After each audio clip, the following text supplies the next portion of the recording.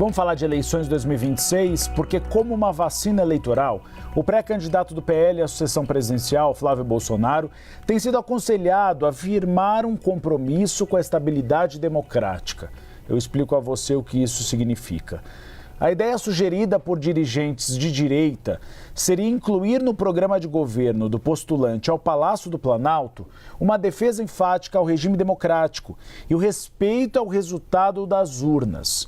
O objetivo seria rebater uma estratégia que começou a ser implementada pelo presidente Lula de vincular o primogênito de Jair Bolsonaro a uma pecha de radical.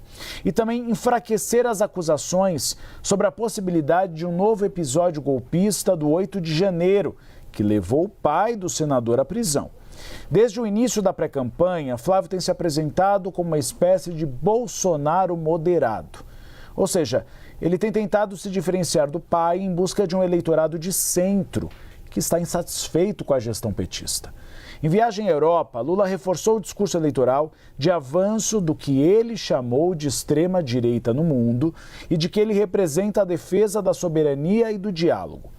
A ideia defendida é de que no programa de governo, Flávio também faça um aceno de diálogo ao Supremo Tribunal Federal, para tentar distensionar a relação com a Suprema Corte.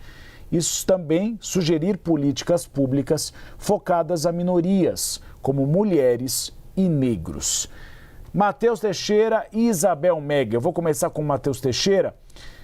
Sempre tem esse temor e sempre tem essa acusação de que ele é o filho do Bolsonaro. Será que se ele for eleito e perder a eleição, ele passará a faixa? Será que ele respeitará as quatro linhas da Constituição Federal, como dizia Jair Bolsonaro?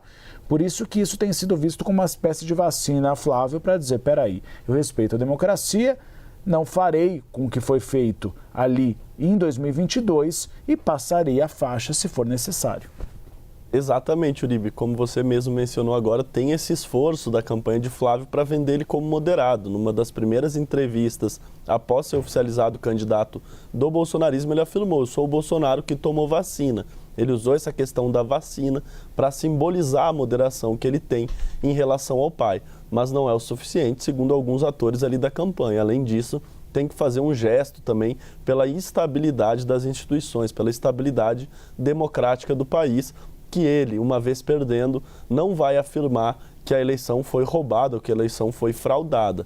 Jair Bolsonaro se elegeu em 2022 e mesmo tendo vencido a eleição, ele disse durante os 4 anos de mandato que deveria ter vencido no primeiro turno, dando a entender que tinha manipulação no TSE. Em 2026, igualmente, estimulou manifestações pelo país, foi condenado depois pelo Supremo pela questão de uma tentativa de golpe de Estado, que está muito inserido na contestação que ele fazia às urnas. Ele, segundo Jair Bolsonaro, as urnas não são confiáveis e agora Flávio vai ter que tomar uma decisão muito importante na sua campanha.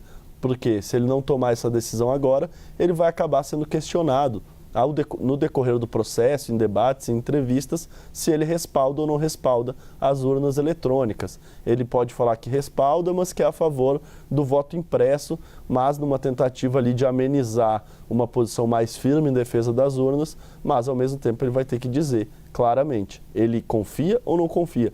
Se ele for derrotado, ele vai reconhecer a derrota, ele vai ligar para o candidato vencedor, como é praxe em todas as democracias, para parabenizá-lo e, de certa maneira, ali tentar distensionar o ambiente eleitoral, o ambiente na sociedade, que hoje é um ambiente de polarização cristalizado e que a gente sabe divide família, divide grupo de amigos, e ele vai ter agora essa missão e uma decisão muito importante. Se ele respaldar totalmente as urnas, desagrada uma parte mais radical do seu eleitorado, mas, ao mesmo tempo, se ele respaldar, ele pode tentar ali pegar um pouco do voto de centro, do tipo de eleitor que não quer esse tipo de confronto durante as eleições.